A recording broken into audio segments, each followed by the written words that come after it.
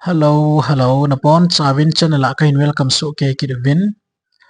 Tu ni hin GMFDI chungchang tu dola Houbung hole kha su hi. Khatlani ni vekit hitiyo be a. Aya chu GMFDI chungchang tu dol ha ta. Isay jing lai tao hi in seten na to na nasa ta isu sal lai tao hi in thila na to na kitchen tai phon do jing lai tao hi in. Mizo si pathin thwa idin da thein ni ule. Ta san naw ki ven bit thia. Thuil phalo thila thuil ha kona ichi thini diwa ikil jing lai ta ya chu ichi to ki thu dinga cha Houbung hon jong le kha hin su la la bin ya chu sim do lo ho ka sa in ATM chen viewer zo si ang sunga jong khat vei phone do nai ning ka tinga ma sapen hin chi Evangelical Churches Association ECA ho le kha su hi in sim do in ka ta ipi sai the ma mani ve hi ti ve aje chu GMFDI ya lunglut hi ECA KBC KCC atam zonga na in adang ho long nat su ke yong le ipi ha atam pen dominate ball cho hi Houbung ho hi ya chu ECA Houbung he ka ngai lu in ken jong ya chu phata ke cha tu nya hi thilo ho chunga dan a hin ta dan pen itabang kam changa hin su do ham na ga ve ma sa pen hi ti win belap thei opinion share thiam la ga share ta ding kate Evangelical Churches Association chingkon pongchur chan po chi tarik get December 2025 nya kilor na resolution cho hi in Houbung mi te het sa na Evangelical Churches Association Houbung mi te koma het sa ang ki bol chu Gospel Ministry for Disability India GMFDI es kumun nom tui bonga ki khom ho ta san ki hle ki pui hui dan hi ECA Houbung ta san ki hle Houbung ki vai pu na le chi dan to ki tu poi yinge ECA dan to ki tu lo ma cho hin na a hin la kai de dan chu pathin thu to ki tu lo he tin chang melin hang san ta than sei the lo hen bang cho phachi ding hi di ka sei do no mai e ye chun ECA Executive Committee meeting 5th December 2025 chun hi chi thu he gil ta sei khom na ki nei jena hi I chen ge ya gil ta sei khom na ham Bible dung zuya akitu lo dan ki hona ki nei ya erole seminal class ta ma thilana to na ki chin ta phone do ham ti sala ki hata pon ya la gil ta wang ki hona chu nei hi e hi chi gil ta ki hona wa hi GMFDI cho pathin thu to ki tu lo hi la hi ti wang cha sei khom the du ki ne omen ya chu hi ta bang dan ho chu a in su do ngamu hi dinga in hi chi to ki han chun Houbung mi te ta san le Houbung china long pya lam vai lo na dinga nu ya bang hin thulu na akin sim tai hi chu ECA Houbung mi koi ma chai chi GMFDI tui bong mana hi ga chi ta lo ding in het sa nang ki nei chen hi ECA china long pi la ta san ki hal to ki tu lo a hi kiti a het nunga chi te omle chi ka se banga chu Bible chi ki hil na long pi le ta san ki hil na long pi to ke to lo ti pa zo hang san ta sei di win ka de Houbung ho pa kai mina ka tim na hi we church min mission min dan ki ti le ki hil na ki ti chu standard teaching le doctrine hi po in itup le idoi diu chu Bible to si thuil a he ECA worker pension le pension lo Houbung upa pension le pension lo Houbung mi committee za chum chuma member Houbung member amo cheng chung thu hi Houbung a sei ding hi action la ngaya le kilading hi la angaya hi le kilading hilowin la te ding zon su theilen ti hi kadai sa ma jing hi ni chi hi EC executive committee resolution number 8 ai ye chun Houbung mi te ching thei ta in ta sa la lagaw lama ai sulam bai thiwa konin kichi thei chi dingin ike sa we Houbung lam kai ki hon a zong chi thuai pan in la chi ding min het sa na hom ki nei jina hi Houbung lam ka Houbung mi te lam di azo wal hagaw lam vai lo dinga ha ta pan la chi ding ki tim me chi chu good advice Houbung mi hoin phata ke cha Houbung lam ka kel ngui ching hon Houbung ho hi mi member ho hi phata ke cha wa ngai pathin twa hil ngai ki hil na ki ti hi la samma ma jing khat so hi in ECA sungla KBC sungla hi kin jong kan he ma in ya chu pathin thu ki chen ta kan khol la ya chu Bible hi tin zo ase tia na sa ta kan pan lai chu tua la ya hong ki su bangai ECA chi na long pi la ta san ki hil na long pi to ke tu lo pathin thwa ko na kan sim do tam ta ya chu kin jong ka chi na kan hiala hi in ye chun ECA jong ke chunga lung han na je in dan tam ta ni ta dan win cái chunga dana ta adano to chalai thilao mit mu chang ta satanic church sanga gimnei zo GMFDI ho chunga dan na ta hi nep zo ka sama ma jing na la inna cái imacha susilo pa chunga ban dan khâu ta na ta dan thewa hi le GMFDI ho chunga hi la thele kilamai action la thele kilamai me ding ti lawa kila chat ding ai tai na ti zo diwa in ni chu ka hin dei sa na ja ka se hi ya chu ha panai pan diu Houbung ho hi sile phale organized church recognized church khat isu ke tabin isi i phat utu chomi tele mihim le pathina nga Houbung ki phut do establish khat chu isu ke tabin ya chu imo pu naw li na in pathin thu het na lampang hi ta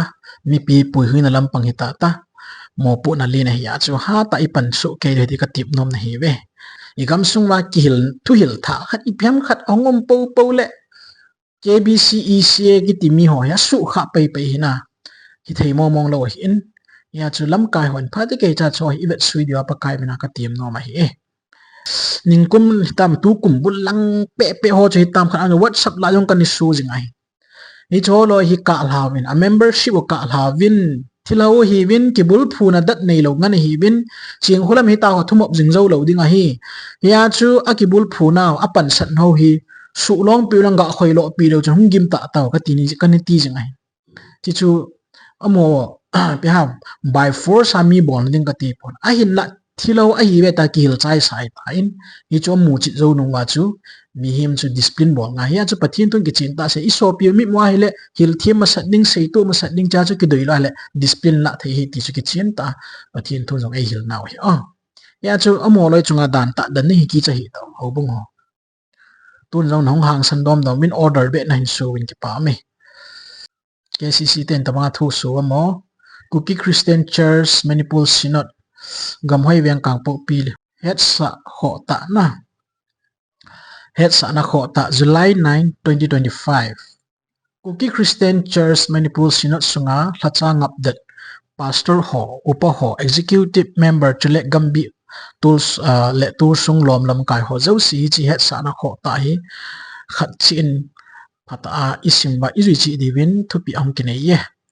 KCC hi denomination Houbung ki khantal na dei lo ja Bible sei banga Houbung hi pathin sung ki khan thelo pum khat a hi ta sana ki bul phu na chule sei phong apang hi bin tu ka hin dan hi loi tum Houbung ho to i chum hi lo bangin yum do guta win chule adi sei sanga thil di lo ki puilon le sa itam ta win hi chun anu ya thupi hi KCCMS cabinet member ro sin July 5 2025 ni khwa Houbung Christian Church mona gilta ataw na to thwa ki yer ro si thupi ong kinai ya ai je Houbung spelling yang za fu kit tayo ai hoi i pau hi spelling za chom chi ki bol su kevin phung le changa jong ai ma dei chi ki bol le politics sa jong ai ma dei chi ki kai le spelling ki sanang i ma dei chi ki kai le pau chang ki sanang i dei chi ki thole i society hi ti do ai tan Houbung a jong hi ti do gam hi ta ben thil hon jong am ho dei dia thila kheu ki le hi ti do gam hi ta ben na a hoi ye pi le KCC de to su jong Bible thu to ki tu lo Houbung lo chu doctrine lo tu chom hi ta le order na hin su pa cha ka hin pa cha win KCCM cabinet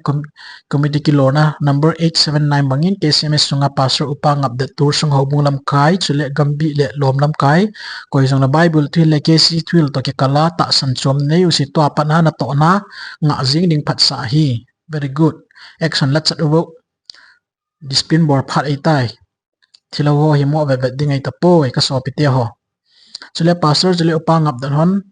Houbung member pathin thwa pilin sa dia lam kayu tu lai ta san in the name of KCCMS Dr. Tilung Kim executive secretary KCC Manipur Synod hinge Houbung ho in order su bang hin action la phan ai tai to do ngai he to hi na to lo wai le ni si thilo ho hi na kian ngo an ne chai de ai je chu setan ki ti chu ki cha de ngai pon chong le nui si lo ding chong le setan ki ti ha ko ma dal le ding Bible in mun dot hi me na ti na chuding ta le pathin thun pangun lang setan chu no mong un ti chu ki chen ta pathin tu nei hil jing hilo ham na ya cho seten cho ho ni ga patip di pon seten zo ni ho ai patip jing wai ya cho pathin thu ai ki bul pho jing ngai ya cho Houbung hon order na hin su za za o ke pa me no order hin su mun da za the ngum ta